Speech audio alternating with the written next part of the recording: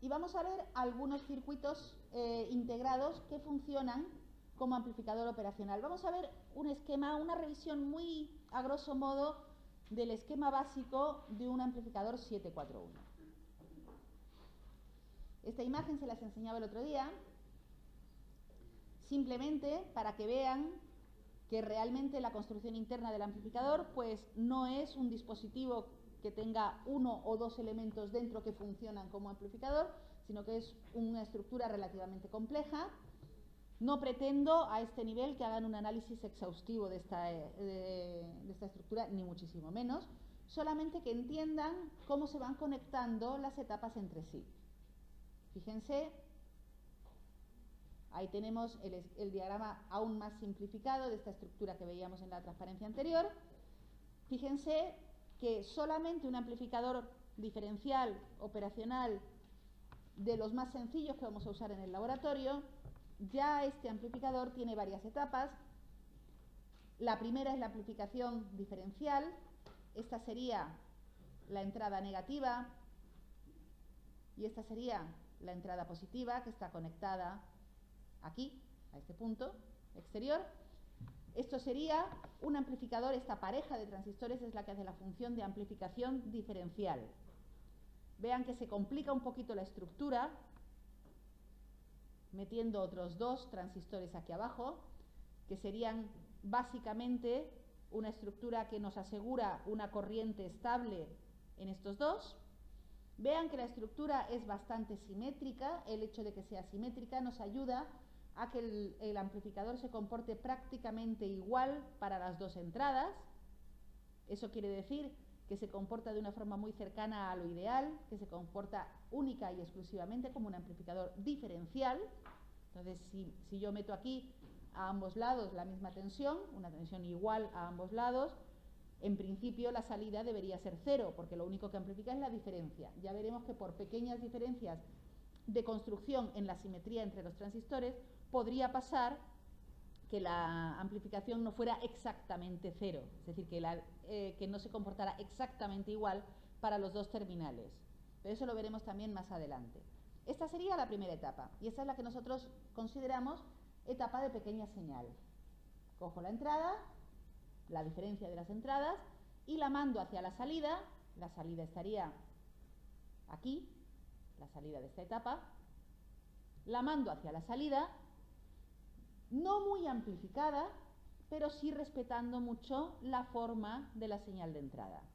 A partir de ese momento entramos en un amplificador de corriente, simplemente por el hecho de que el amplificador diferencial me suele dar la salida más que como una tensión, como una corriente, pues yo necesito un amplificador de corriente para convertir la señal a la configuración adecuada para poderla introducir en una etapa de potencia a la salida. ¿Vale? Serían las etapas más sencillas que yo puedo meter en un amplificador diferencial, pero ya en un amplificador diferencial sencillo ya ven que por lo menos hay 3 etapas.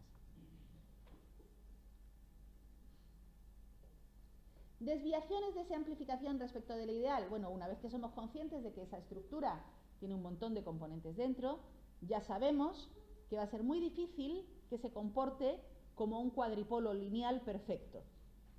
Hay muchísimos elementos ahí dentro que pueden estar creándonos efectos que a nosotros no nos convienen.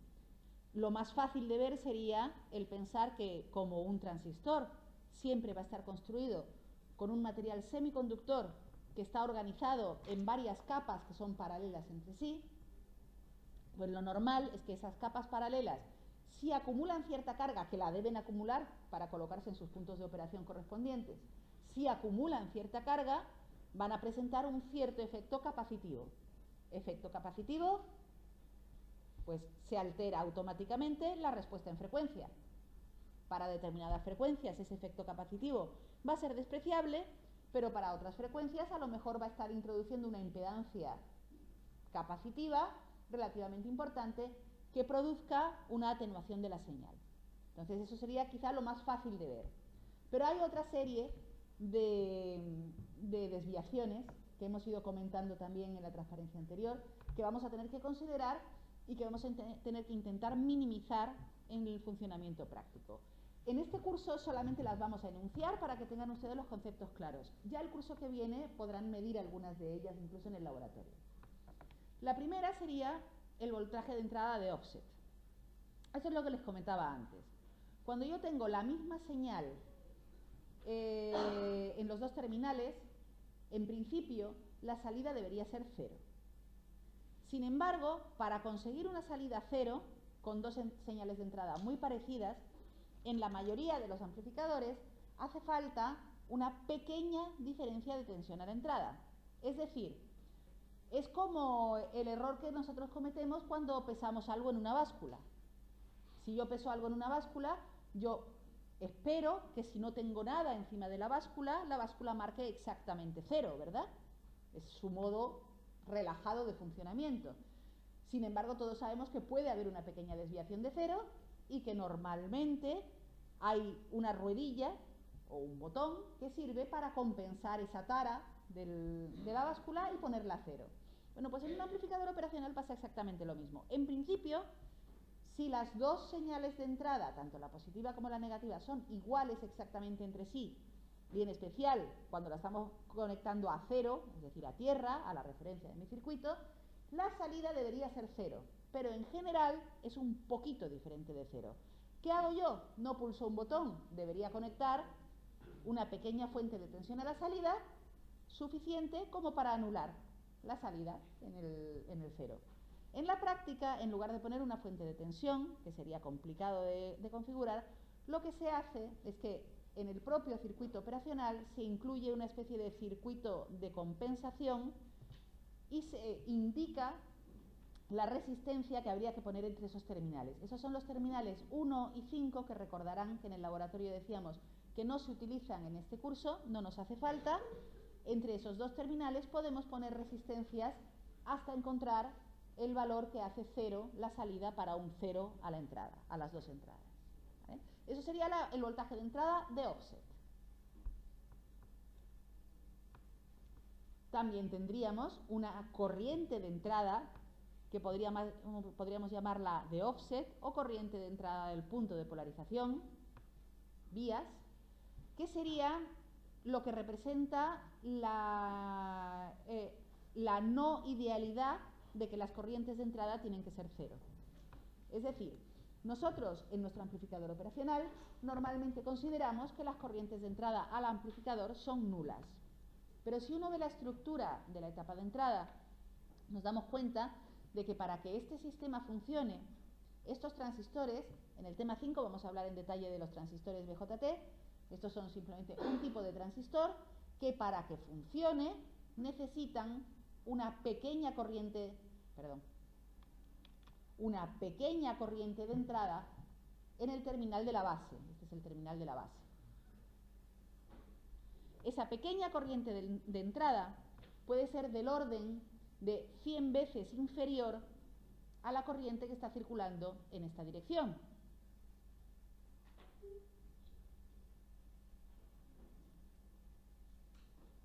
¿Vale? A la corriente del circuito. Por lo tanto, nosotros cuando hacemos nuestros cálculos solemos decir que esa corriente es despreciable. Pero en realidad no lo es, porque si fuera nula, el amplificador simplemente no podría funcionar.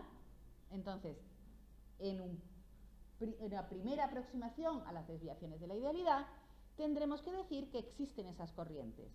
Y para caracterizarlas, para no caracterizar por separado la corriente I más y la corriente I menos, o la corriente N y la P, lo que solemos hacer es una caracterización de una combinación lineal entre ambas.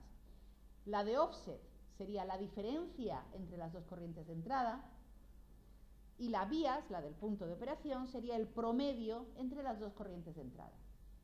Si yo conozco estas dos, puedo deducir cuánto valen I más e I menos. Son dos formas bastante estándar de caracterizarlas.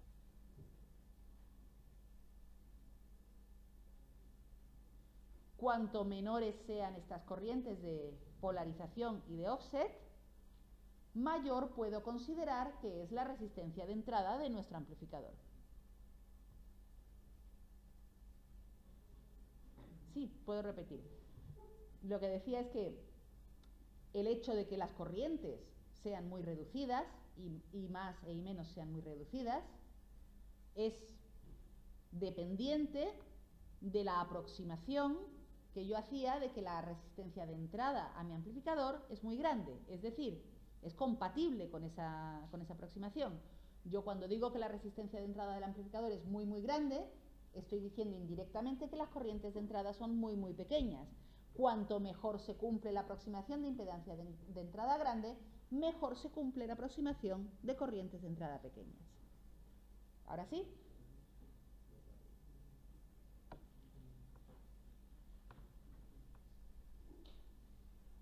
Por otro lado, tenemos otras consideraciones de limitación. Esta vez no son a la salida, sino que son a la entrada. Esta es una limitación a la entrada que podría parecer que no es importante por el hecho que estamos diciendo de que siempre amplificamos la diferencia entre las entradas. Si yo digo que amplifico la diferencia, en principio debería ser igual que introdujéramos en un terminal 0 voltios y en el otro 1 voltio, o que introdujéramos en un terminal 100 voltios y en el otro 101 voltios, ¿verdad? Debería darme igual, porque realmente lo que yo estoy amplificando es la diferencia entre las entradas. Entonces yo en principio solamente debería preocuparme por cuál es la capacidad, el rango de capacidad a la salida. Pues lo divido por la ganancia y esa sería la capacidad a la entrada, la diferencia entre las entradas que yo puedo admitir. Sin embargo, cuando vamos a un amplificador real, yo no puedo introducir 100 voltios y 101, a no ser que estén dentro del rango del modo común.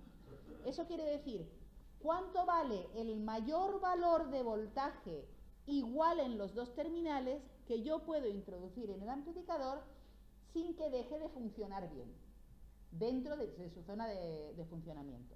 Normalmente está limitado también por las tensiones de alimentación. Si yo estoy utilizando un circuito que está alimentado a más o menos 12 voltios, por ejemplo, yo no puedo meter a la entrada 100 y 101 voltios, porque ambos están muy por encima del máximo rango de tensiones que es capaz de administrar mi amplificador. En general, igual que en la capacidad máxima de salida, vamos a tener una limitación que está un poquito por debajo de la alimentación. Normalmente, de forma típica, son unos 3 voltios menos que el máximo y unos 3 voltios más que el mínimo a la entrada. Ese va a ser el rango máximo de variación del modo común, es decir, la máxima tensión común que yo puedo meter a los dos terminales a la vez. Va a variar, pues a lo mejor, si yo tengo una alimentación de 12 voltios, pues va a variar entre menos 9 y más 9 voltios. Por fuera de esos valores no voy a conseguir un funcionamiento adecuado. El rango de voltaje de entrada diferencial. Pues en principio yo podría decir, independientemente de que el amplificador pueda tener un valor interno de amplificación muy alto, es decir, imagínense que yo tengo este circuito, yo tengo montado un circuito en el que consigo que este valor V de salida sea de 20 veces la diferencia entre las entradas. Pues lógicamente lo que estaría aquí limitándome la diferencia de las entradas sería la máxima capacidad a la salida. Pero si yo en lugar de eso tengo aquí un amplificador que amplifica por 0,5, que no sirve de nada, esto no es amplificar, ¿verdad? Esto es atenuar la señal.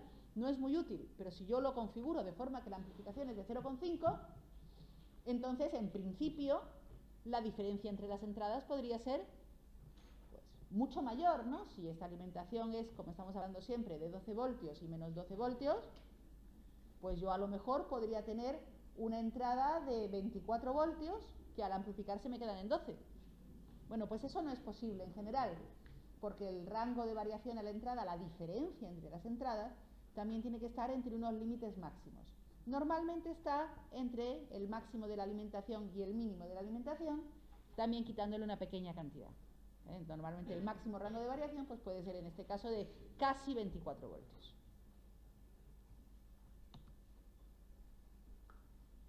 De este ya hemos hablado suficientemente en las transparencias anteriores.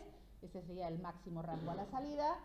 Aquí tienen expresada la diferencia que antes le pintaba yo a mano.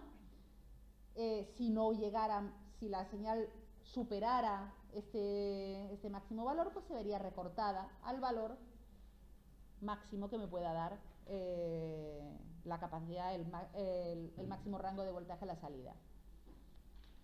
Una cosa que sí quería comentar, que no lo hice antes, es que cuando tenemos una señal a la salida que está limitada, se va a ver recortada, fuertemente recortada. Nos puede dar la sensación de que la señal ha cambiado de forma, ha cambiado, por ejemplo, de una forma sinusoidal a una forma cuadrada, porque solamente estamos viendo este trocito. Entonces deberemos estar atentos a comprobar si ese cambio de forma de la señal viene marcado por una distorsión que está introduciendo el amplificador o bien viene marcado simplemente por el máximo valor del voltaje a la salida.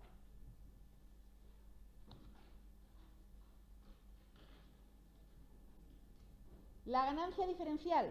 Nosotros siempre hemos dicho que la ganancia diferencial es infinita. Igual que decíamos que la resistencia de entrada es infinita y que la resistencia de salida es cero en un amplificador ideal, siempre decimos que la ganancia en lazo abierto, ese parámetro A que tenemos aquí dentro, es infinita. Bueno, en la realidad no es infinita, bienvenidos al mundo real, no es infinita, pero es muy, muy grande. El valor que puede tomar típicamente supera los 200 voltios por milivoltio. Esto es 200.000 voltios de salida por voltio a la entrada. Es decir, si yo utilizo el amplificador en lazo abierto, realmente la señal que voy a tener, a poca diferencia de valor de entrada, la señal que voy a tener va a ser poco realista, porque no voy a alcanzar esos 100.000 voltios nunca. ¿Por qué necesitamos que esa... ¿Recuerdan por qué era? ¿Por qué necesitamos que esa ganancia en lazo abierto sea muy grande?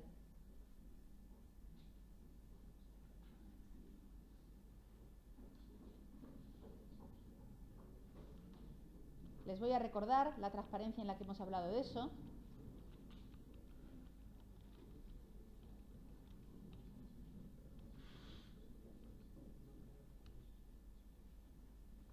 Aquí estuvimos hablando de ese factor. Si la A en lazo abierto, bien en este diagrama de bloques, o bien en este diagrama de amplificador diferencial, si la A del lazo abierto es muy grande, yo puedo considerar que 1 partido por A era muy, muy pequeño respecto de la F, y entonces cuando calculo esta ganancia, dependía solamente de la F, es decir, dependía solamente del lazo abierto. Perdón, del lazo abierto, de la realimentación. Si la A es muy grande, la ganancia depende solamente de la realimentación. ¿Vale? Entonces, ¿qué diferencia podía haber entre un amplificador absolutamente ideal en el que la A es infinita y un amplificador real en el que la A es de 200.000 voltios por voltio? Bueno, pues la diferencia sería que en esta... ¿Dónde tengo yo la deducción completa? La tengo, aquí la tengo. En esta fórmula de aquí, si A es infinita, entonces 1 es completamente despreciable respecto de AF. Si A es muy, muy grande, pues 1 sigue siendo despreciable respecto de AF. Es decir, el comportamiento solamente va a cambiar en un 1 partido por 200.000, que en la práctica es inapreciable. Entonces, para nosotros resulta suficiente la aproximación cuando nuestro amplificador tiene una ganancia en lazo abierto muy, muy grande, del orden de 10 elevado a 5. Solamente tendremos que meter ese efecto de la ganancia en lazo abierto cuando el producto AF, cuando estemos utilizando un producto AF, y les recuerdo que la F depende de nuestro lazo abierto, que respecto del cual el 1 ya no sea tan despreciable. En ese caso tendremos que introducirlo en el cálculo y se complicará un poquito el cálculo de la ganancia a la salida.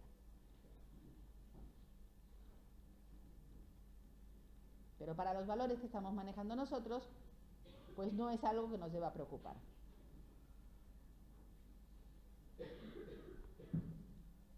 Más efectos.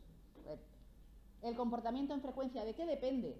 Pues depende de efectos capacitivos. Típicamente, y simplificándolo mucho, tendríamos un efecto capacitivo entre los dos terminales de entrada, un efecto capacitivo de uno de los terminales de entrada respecto de tierra y del otro respecto de tierra. Esta capacidad estaría colocada en paralelo con la entrada, por lo tanto, si la capacidad es muy grande, tendríamos una impedancia capacitiva a la entrada, en paralelo con la entrada, de 1 partido por C, que sería muy pequeña. Dependiendo de la frecuencia que vayamos a utilizar, si las frecuencias son bajas, no influiría mucho dentro del cálculo de la respuesta del amplificador. Pero si utilizamos una frecuencia muy alta, esta capacidad empezaría a ser importante. ¿Vale?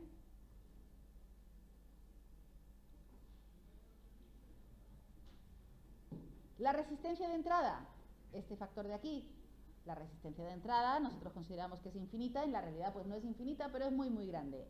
En la práctica nos pasamos lo mismo que con la ganancia en lazo abierto. En la práctica no es una diferencia muy importante. Solamente en aquellos casos en los cuales tenga que utilizar resistencias exteriores cercanas al valor de la resistencia de entrada, es posible que tenga que hacer el cálculo del divisor de tensión que despreciábamos en el cálculo ideal. ¿Impedancia de salida? ¿Es cero? Pues no es cero.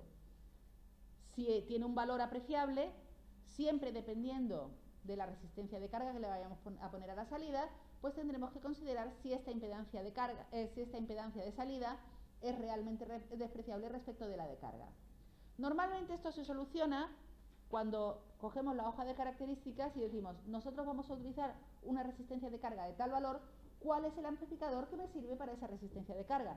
Y con eso nos aseguramos que esta impedancia de salida es suficientemente pequeña.